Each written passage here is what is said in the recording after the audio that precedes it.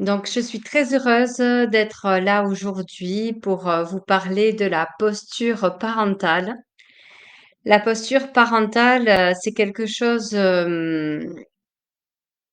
qu'on ne, on n'a pas vraiment des fois conscience parce que on devient parent et puis des fois, ben, on reproduit simplement ce que on a reçu quand on était enfant. Ou sinon, on peut être aussi en opposition avec ce qu'on a reçu si on trouve que nos parents ont été trop sévères. Et là, commence un chemin un petit peu difficile parce que on a des mécanismes, des automatismes de, de l'éducation qu'on a reçue et on n'est pas d'accord avec ces mécanismes-là. Donc, ça nous freine beaucoup. Alors, je vais pousser un petit peu là, voilà. Donc, moi, ce que j'avais envie de partager avec vous aujourd'hui, c'est de voir comment ça se passe pour vous, en fait. Donc déjà, si vous êtes là, c'est parce que vous voulez ce qu'il y a de meilleur pour votre enfant. C'est parce que vous vous posez des questions. Et si vous vous posez des questions, eh bien, vous pouvez être peut-être dans ce mode parental où, lorsque votre enfant s'oppose, vous allez chercher à argumenter pour lui prouver que votre opinion, que votre demande est légitime. Vous pouvez aussi vous sentir coupable lorsque, en fait, vous répétez 40 fois la même chose et que votre enfant n'obéit entre guillemets toujours pas.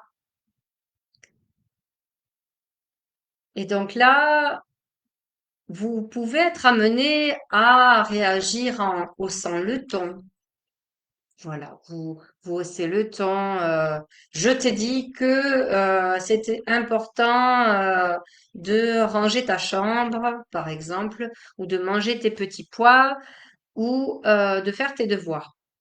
Et vous allez être dans la répétition une fois, deux fois, trois fois. Et en fait, à force, vous allez hausser le ton, mais de plus en plus fort. Et là, en fait, finalement, l'enfant, au début, oui, il va obéir. Il va exécuter la demande parce que, ben, au départ, il est surpris quand papa, maman, il crie, oh là là, est-ce que papa, maman, va toujours m'aimer s'il crie comme ça et est-ce que voilà, est-ce que je serais pas un vilain garçon, une vilaine fille si je n'écoute pas? Donc en fait, vous voyez que hausser le ton au fur et à mesure, c'est finalement demander à l'enfant d'avoir peur de nous, d'avoir peur de fâcher son parent pour que l'enfant exécute la demande.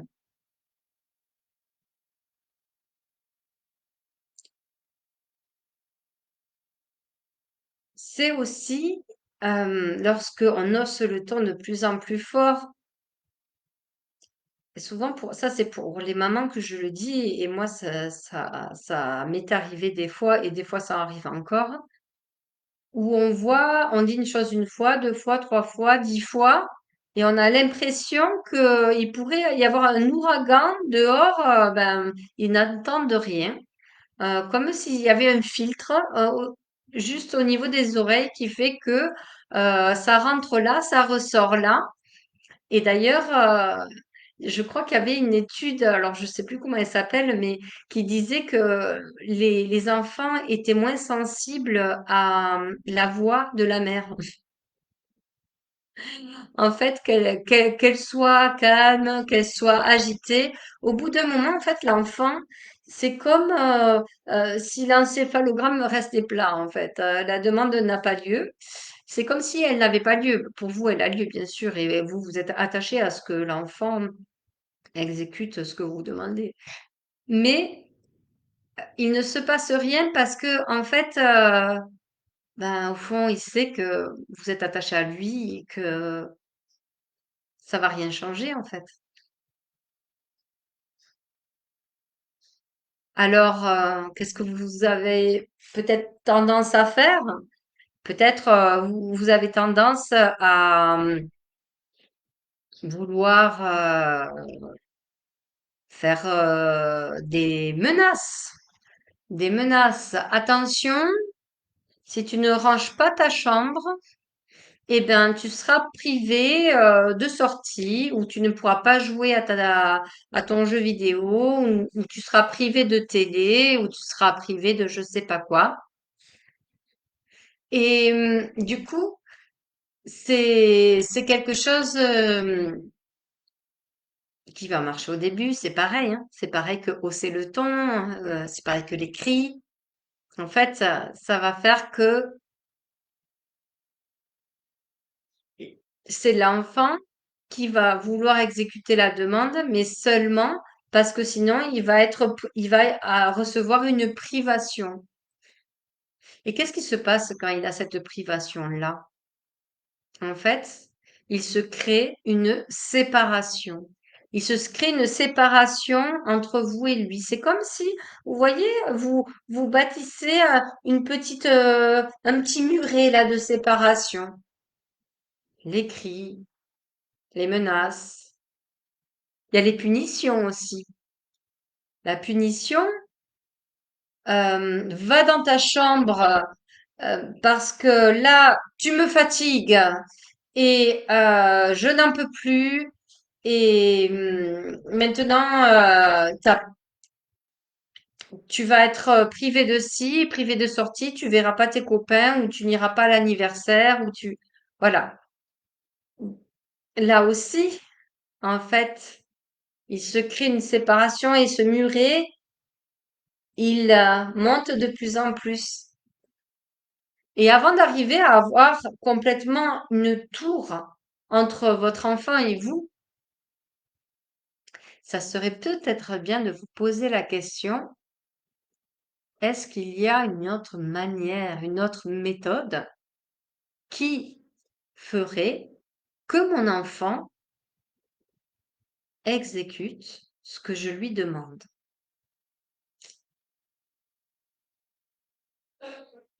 Ben, en fait, oui, il existe une méthode. Et c'est pas une méthode comportementale.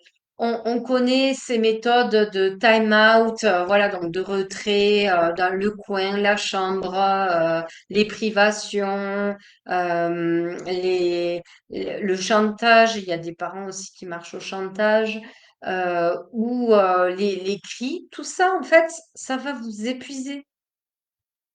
Ça ne sert à rien sinon à vous séparer de votre enfant. Donc moi, ce que je propose, c'est une méthode qui se base sur le développement émotionnel de l'enfant. C'est de prendre à contre-pied toute cette habitude éducative que l'enfant doit être dressé comme un animal. Ce n'est pas un animal, c'est un être à part entière. Et ce qui est important, c'est la sécurité. L'enfant, lui, il va vraiment avoir besoin de sécurité. C'est quelque chose de fondamental. Il va même avoir besoin plus de sécurité que de manger.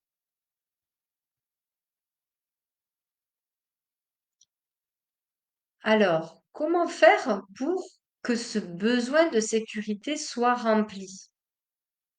Eh bien, ça va être en adoptant la posture parentale, la posture parentale consciente, une posture de leader naturel.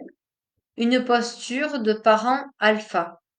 Alors, entendez l'alpha comme un peu dans la meute de loups, il va y avoir le mâle alpha qui va être le chef de meute. Enfin, chez les mammifères, hein, c'est souvent comme ça. Vous voyez ça chez les oiseaux aussi, avec la canne qui va être suivie par ses petits canetons, comme ça.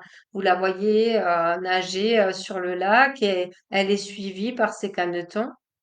Est-ce que vous pensez que la canne a besoin de crier pour que ses canetons la suivent? Ben non, pas du tout.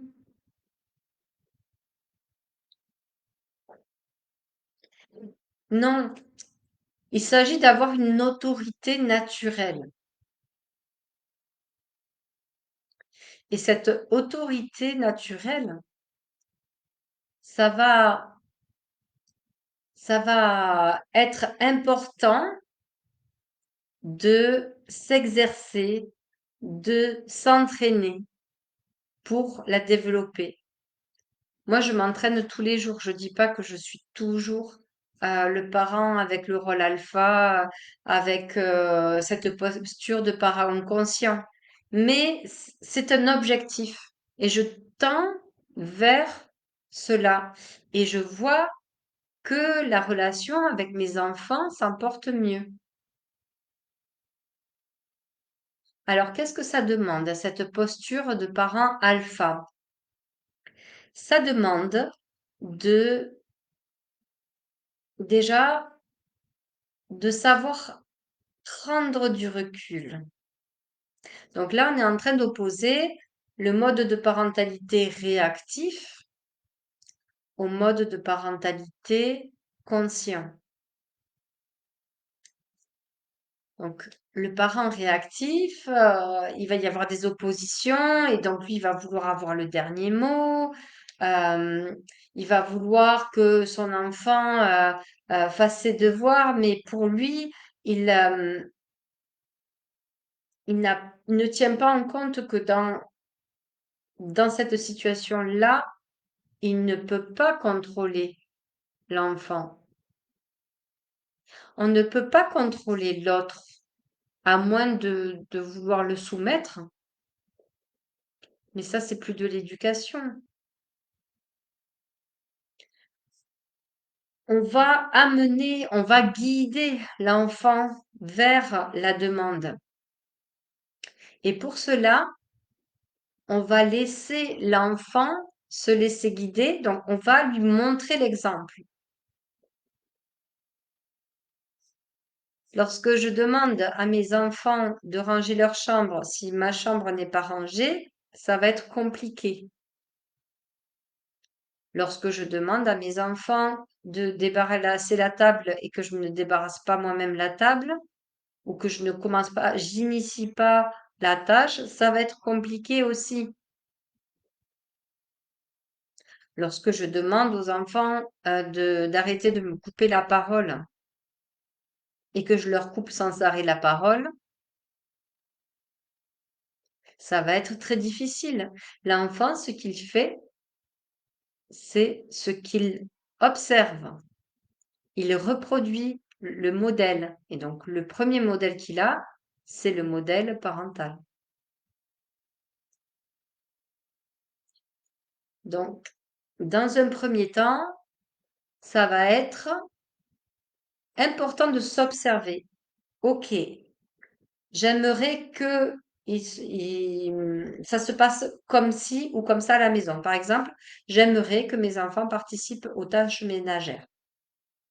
Même, même à 3 ans, on peut commencer à s'intéresser aux tâches ménagères, ne serait-ce qu'en mettant les affaires à portée de l'enfant, de la vaisselle. Alors ça peut être de la vaisselle en arcopale ou en plastique si vous craignez la casse. Et puis même, si c'est de la vaisselle en argile, ça permet, s'il y a de la casse, ben, ça permet de se rendre compte que c'est fragile, hein. C'est l'apprentissage par l'expérience. Et donc, de dire, ah ben voilà, toi, tu mets ton couvert, voilà, regarde-moi, je mets mon couvert comme ci, comme ça, je mets la fourchette de ce côté-là, de ce côté-là. Si vous avez une fratrie, donc, vous pouvez demander au plus grand de montrer au petit, donc ça lui donne des responsabilités, ça valorise, hein, comme ils le font aussi en classe, les instituteurs donnent des rôles. Des fois aussi, les plus grands dans l'école s'occupent de plus petits. C'est très, très valorisant. Et donc, voilà, c'est important qu'il y ait une, une hiérarchie dans la famille.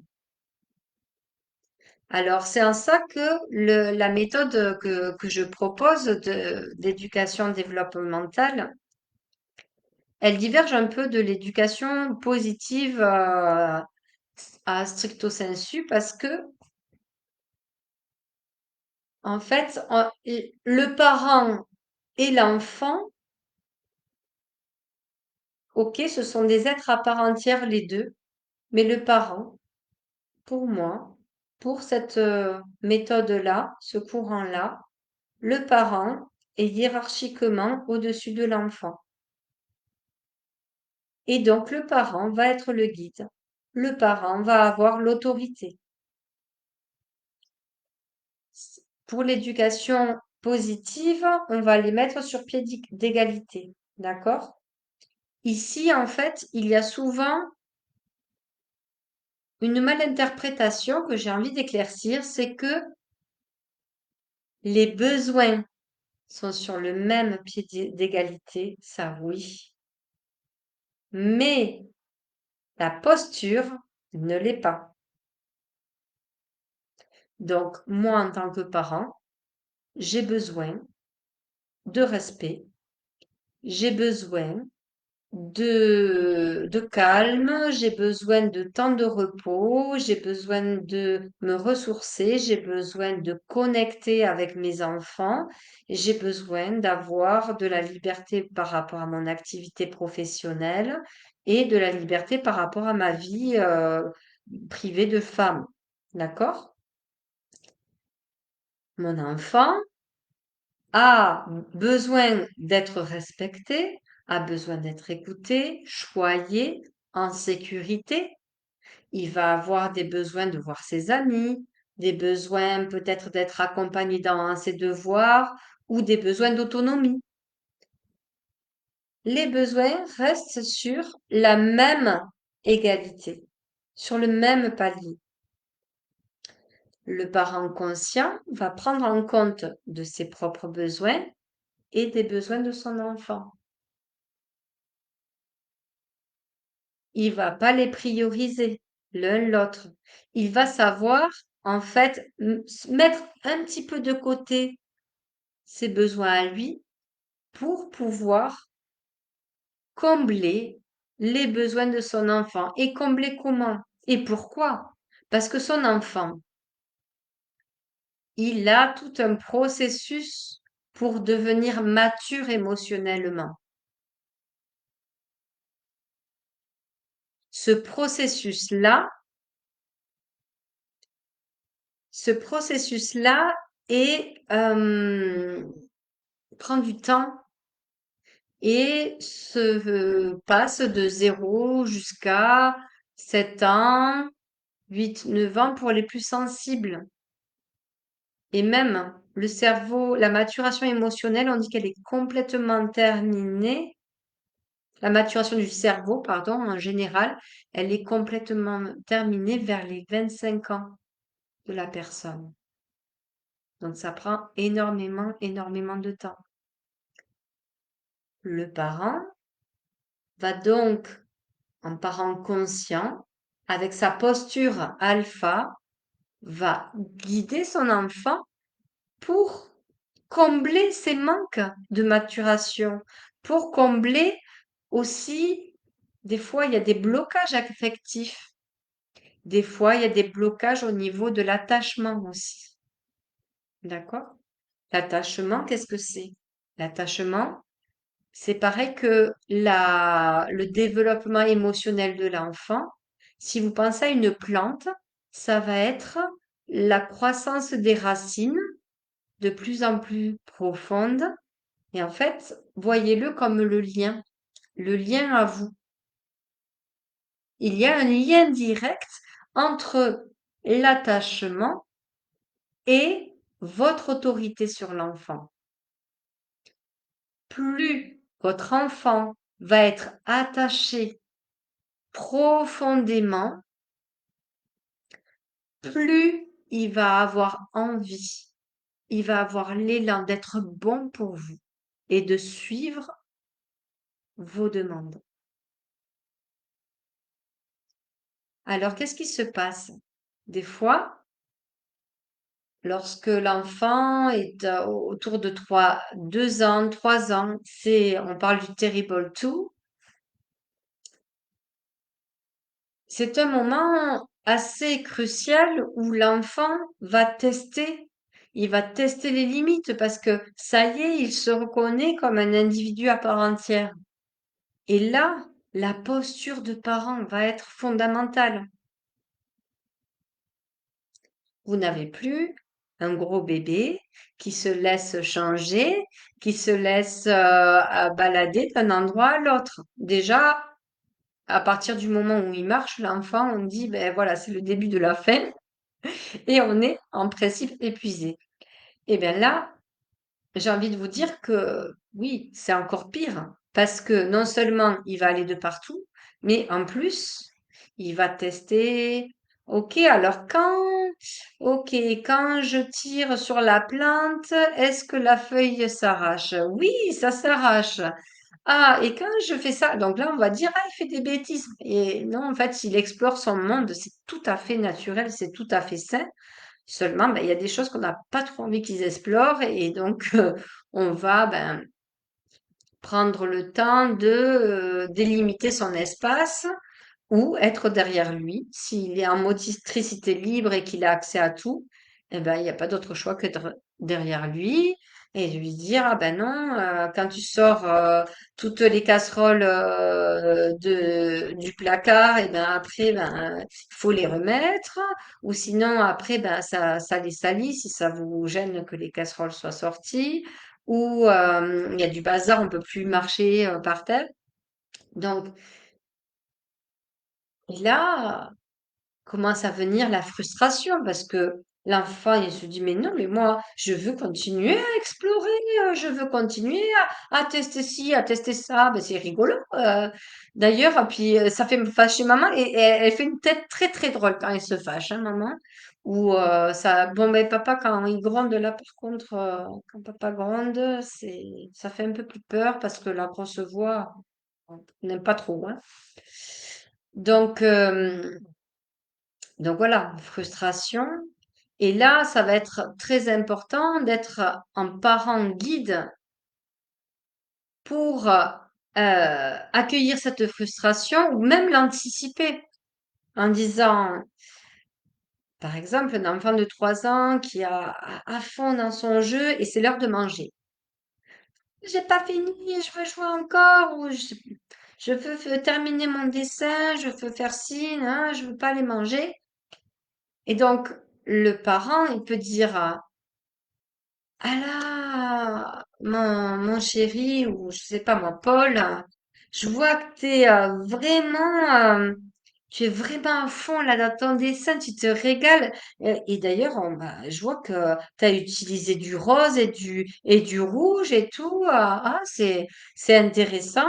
Et t'aimerais utiliser quelle couleur là quand tu continueras, mais peut-être après le repas, hein? Tu continueras après le repas parce que là, tu vois, j'ai le repas qui est prêt et ça va refroidir. Donc, voilà, en fait, on fait un pont avec la prochaine fois où il va continuer son activité. On s'intéresse à ce qu'il fait et aussi on reflète ce sentiment de frustration qu'il peut avoir. Ah oui, c'est vrai que quand maman elle te dit d'arrêter, bah, ça te fâche et tu vas être fâché, t'es pas content et tout. Voilà. Est-ce que tu veux un câlin? Des fois, à cet âge-là, le câlin, hein, ça résout pas mal de choses. Est-ce que tu veux un câlin? Et donc là, un gros câlin.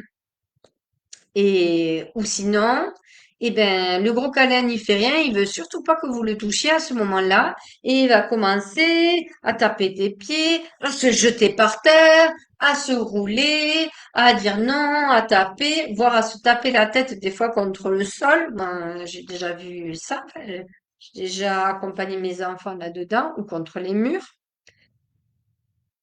ou à vouloir mordre aussi. Ouais, c'est une phase assez compliquée, hein. Et, et dans ces moments-là, ben, la réaction en tant que parent guide, c'est oula, t'es très très fâché. Qu'est-ce que tu pourrais faire pour faire sortir ta colère? Peut-être tu pourrais prendre le coussin et taper. Bon, alors ça c'est en transition, hein, parce qu'après on va faire en sorte que l'enfant arrive à évacuer différemment sa colère, ou à le mordre le coussin, ou à mordre un jouet, ou à déchirer une feuille, ou voilà, une solution qui va permettre de ouah, libérer cette énergie de frustration. Et sinon, eh ben, ça part en colère. Et là, ben, ok, je vois que là, pour toi, c'est trop. Ok, t'es dépassé. En fait, son pauvre petit cerveau est dépassé. Et si vous connaissez le cerveau dans la main, je fais vite fait avec le poignet, c'est la moelle épinière. La pomme, c'est le cerveau reptilien, donc le cerveau le plus archaïque, qui a trois réflexes. La fuite, taillot, taillot quand il y a le danger, l'attaque ou le figement, faire le mort. Donc voilà, ça, le cerveau reptilien. Ensuite, vous avez le pouce qui représente le cerveau limbique, le cerveau émotionnel, qui est plutôt associé au cerveau des mammifères. Et là, vous avez les doigts qui représentent le cortex. D'accord? Donc, votre cerveau, euh, il est comme ça. Donc, l'enfant, quand tout va bien, quand il est serein, voilà, il a son cerveau connecté, il peut réfléchir. Seulement, on a dit tout à l'heure que la maturation du cerveau, elle se faisait. Elle prenait son temps, hein. La maturation émotionnelle, on a dit 7 ans à peu près, jusqu'à 9 ans si pour les plus sensibles. Et donc en fait, lorsque mon amygdale, là, mon cerveau limbique est saturé, ça va faire que ça va faire ça, le cortex se déconnecte. Donc le cortex, c'est tout ce qui permet tous les réflexes plus poussés et notamment la réflexion.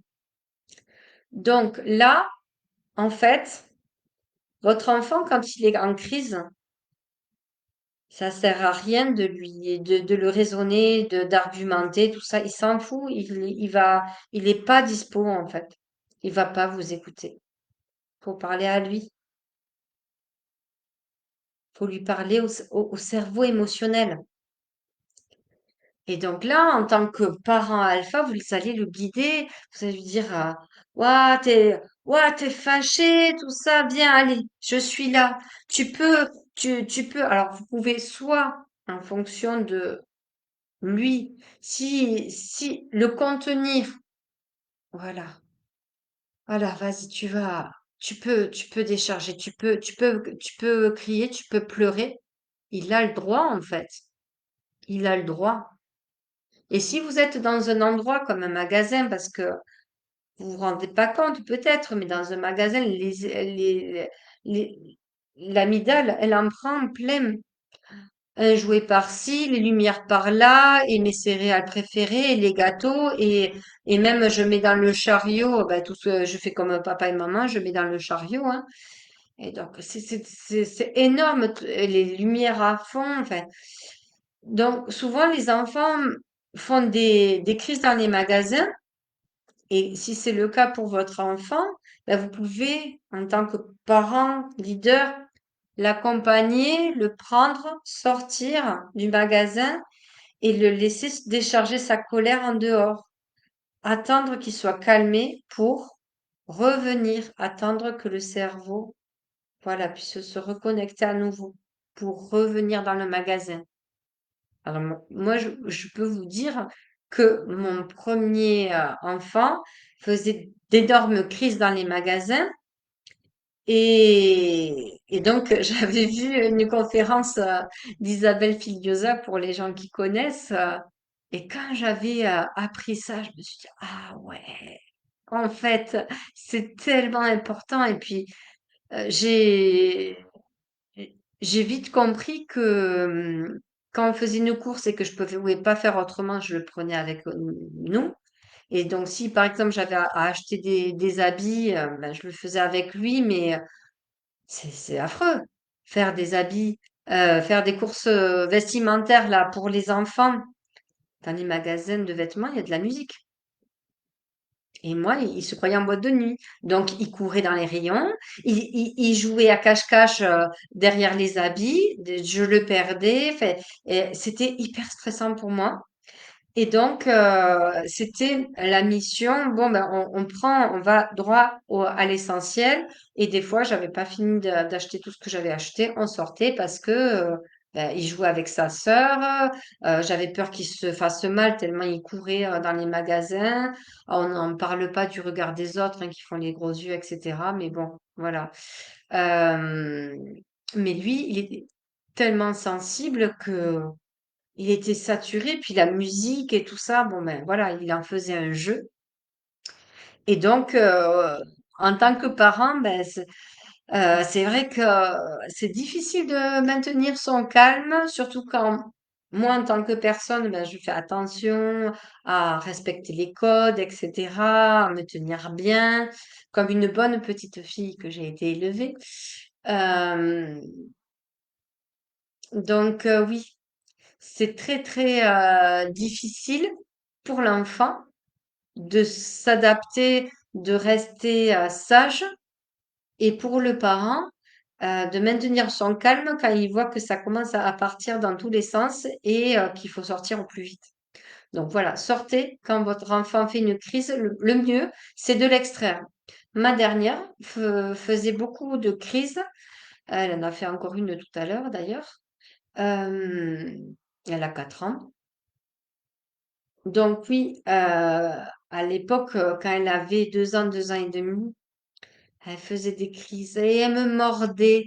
Et là, des fois, elle me mordait, elle y arrivait parce que c'était trop tard. D'ailleurs, elle m'a mordu même, c'était quand? Il y a quelques mois, j'ai fait un post dessus. J'étais tellement surprise qu'elle me morde. Alors, bien sûr, dans un magasin, les rayons de Noël, voilà. Il y avait un jouet, je lui ai dit que je le commanderais pour Noël. Je l'ai pris en photo, j'ai dit que j'avais le tel du Papa Noël et que j'allais lui envoyer la photo et tout. Mais en fait, ça n'a pas marché.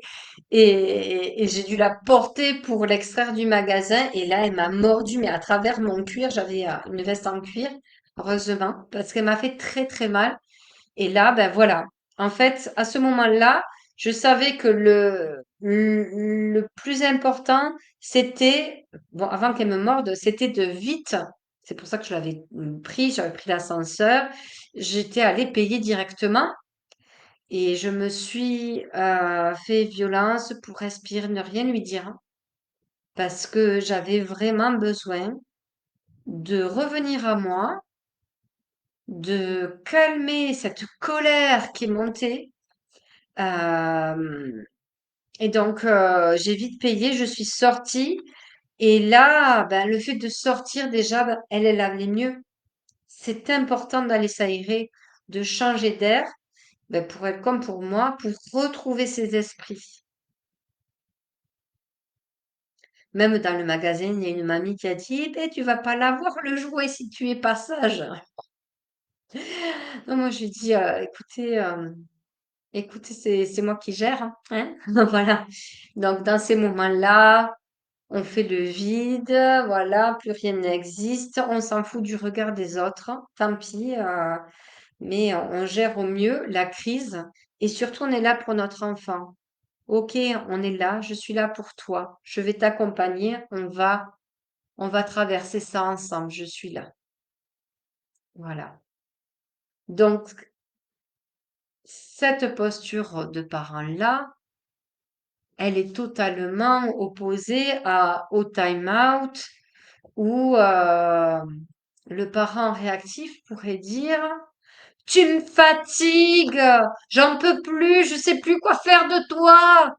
Alors ça, qu'est-ce que ça va faire à l'enfant? Vous vous rappelez, au début, j'ai dit que l'enfant avait besoin de sécurité.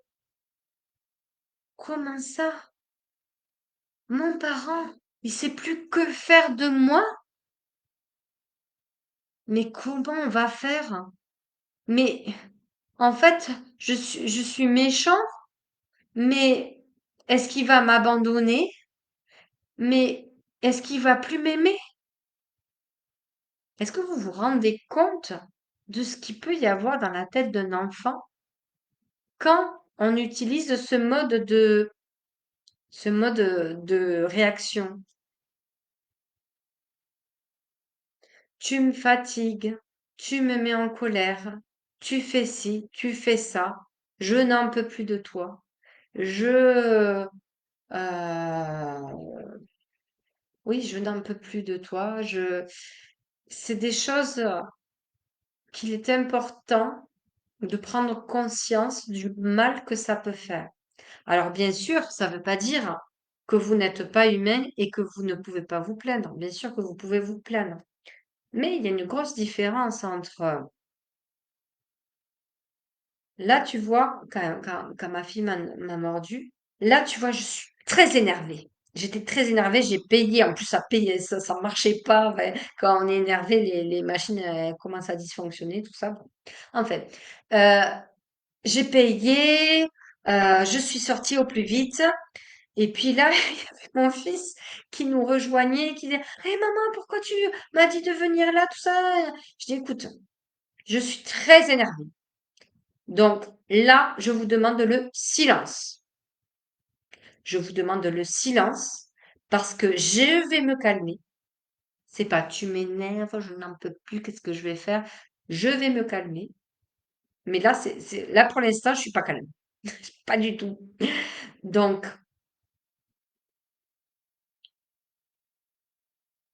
c'est important d'informer l'enfant. Écoute, là, j'ai d'abord besoin de me calmer et ensuite on revoit ça ensemble. Et ça fait toute la différence. Parce que peut-être vous allez trouver un moyen de vous ressourcer par le sport, aller marcher, ne serait-ce qu'aller prendre 5 minutes l'air dehors, vous prendre un café à l'extérieur, euh, écouter une musique que vous aimez bien, vous isoler 5 minutes. Et même vous avez le droit en tant que parent leader, de dire à vos enfants, écoutez là, ça va pas, l'atmosphère est c'est trop chargé, il y a trop d'électricité là, hein, il y a trop de conflits dans l'air, donc on va prendre, allez, tout le monde reste dans sa chambre pendant 30 minutes. Vous pouvez faire ça. Alors pour les plus petits, leur dire ben tu peux dessiner, tu peux faire ci, ça, ou même commencer l'activité avec eux parce que des fois ils ont du mal à rester seuls. Et regarde, on va dessiner, on sort le dessin, on commence à dessiner nous à côté. Ben d'ailleurs ça nous permet de commencer à se calmer aussi. Et pour les un peu plus grands, voilà, par exemple, je dirais à partir de 8 ans, c'est plus facile de dire, bah, écoute, va passer un moment dans ta chambre à faire une activité qui te plaît. C'est pas une punition, ça. C'est va retrouver un espace où tu vas être bien parce que moi, là, je suis plus en disponibilité. Ça vous permet de vous respecter. Et aussi l'enfant, comme je l'ai dit tout à l'heure, il a besoin de modèles. Et si vous apprenez à faire temps mort là, temps mort, chacun dans ses quartiers, chacun dans sa chambre, et moi aussi. Et voilà, je vais prendre soin de moi, je vais me calmer ou je vais me prendre un bain. Voilà, on trouve quelque chose qui permet de désamorcer l'ambiance qui commence à être trop conflictuelle. Et ça, en fait, ça va donner un exemple magnifique à vos enfants que quand eux-mêmes se sentent excités, ils peuvent aller dans leur chambre faire une activité au calme. Donc, voilà ce que je voulais dire sur la posture parentale et ce que je voulais montrer sur la posture parentale, le parent alpha qui va être guide. Guide parce que c'est lui qui va choisir les activités, c'est lui qui va choisir le programme. Si l'enfant est plus grand, vers 8 ans, on peut aussi le faire participer. Bon, 8 ans même un peu plus tôt même, hein, en fonction de l'enfant, à partir de 5 ans, 6 ans. Voilà, donner le choix. Surtout lorsque vous avez un enfant, parce que tout à l'heure on parlait de la hiérarchie dans la famille, que le parent donc, se doit d'être au-dessus de son enfant en termes d'autorité. Mais souvent, qu'est-ce qui se passe? Il y a beaucoup de parents qui confondent éducation positive avec laxisme. Et le laxisme, le parent laxiste, il va dire, oh ben, fais que ce que tu veux. Ah ben, tu veux regarder la télé? Ouais, ok. Ah, tu veux faire ça? Ah, ok. Mais des fois, c'est un peu le parent qui achète la paix. Le parent qui a envie qu'on le laisse tranquille. Ah oui, encore un plus d'écran. Oui, allez, vas-y, vas-y, plus d'écran. C'est pas que je sois contre les écrans totalement, mais je pense que pour moi, en tout cas, c'est important de contrôler le temps d'utilisation et qu'il y ait d'autres activités. Euh, ah, tu veux pas manger ça? Ah, ben, je te fais autre chose, hein, pas de souci, hein. Allez, vas-y. Fais, mange, mange autre chose. Ah, tu veux pas ça? Ah, ouais, ben, c'est bon, là. Qu'est-ce que tu veux, mon chou? Ah, oui, ça. Ok, ok. Donc, en fait, l'enfant, en fait, il se dit, ah, ben, tiens, moi, je fais ce que je veux dans ma famille. Donc, il va se placer au-dessus du parent. Et il va forcément, quand le parent, un jour, il va dire, ah non, mais là, t'as pas fait tes devoirs, allez, fais tes devoirs. Et l'enfant, il va dire, non, non, à quoi ça sert, non, j'ai pas envie, non. Et là, le parent, il est là, ben si, il faut que tu fasses tes devoirs, machin. Et si pour lui, c'est super important qu'il fasse les devoirs parce que il faut qu'il réussisse, tout ça, eh ben, il va insister, insister jusqu'à ce que du laxisme, il va basculer à l'opposé, à l'autoritarisme, et il va dire, bon ben maintenant ça suffit, tu sortiras pas tant que t'as pas de ta chambre, tant que tes devoirs ne seront pas faits. Et là, ben, en fait, vous créez la séparation. Et l'enfant monte ses défenses. Vous rappelez du muret que j'ai dit tout à l'heure, il va monter ses défenses petit à petit. Et euh, ça va ça va créer en fait des défenses dans l'attachement. Vous vous rappelez des racines dont je parlais tout à l'heure, cet attachement profond, eh ben, il va pas se faire correctement, il va être bloqué peut-être superficiellement. Donc, la meilleure posture à adopter, c'est la posture alpha avec le parent qui va être conscient, qui va être un modèle et un guide pour que l'enfant ait l'envie de suivre son parent. Parce que oui, en fait, mon parent, il sait mon parent, il sait traverser les émotions. Mon parent, il sait prendre soin de lui. Il sait gérer la maison. Il sait faire, me montrer que oui, c'est important, le travail, la coopération, la communication. Et comme il sait, ben, je fais pareil que lui. Parce que mon parent, c'est mon modèle. Vous voyez? Donc voilà, j'espère que ce live vous a plu. Je vous dis à très bientôt pour un prochain live. Vous avez, si vous le souhaitez, des conversations qui sont ouvertes, des discussions, ça s'appelle sur le groupe, donc Parents en âme et conscience. Il y a celle qui s'appelle Vide ton sac, qui est là comme un espace pour vous déposer, un espace où lorsque ben, vous avez eu une dure journée, vous pouvez déposer ce qui se passe de difficile avec votre enfant. Et voilà, moi je vous répondrai ou d'autres membres de la discussion peuvent répondre aussi. Le but du jeu, c'est que ce soit interactif. Vous pouvez aussi poser des questions, hein, n'hésitez pas sur le mur du groupe. Euh, si vous avez une question en particulier, n'hésitez pas à la poser et d'autres personnes peuvent y répondre. Et si vous le souhaitez, vous pouvez la publier en membre anonyme. Après, sachez que les membres du groupe ont été sélectionnés, ont été filtrés par moi-même.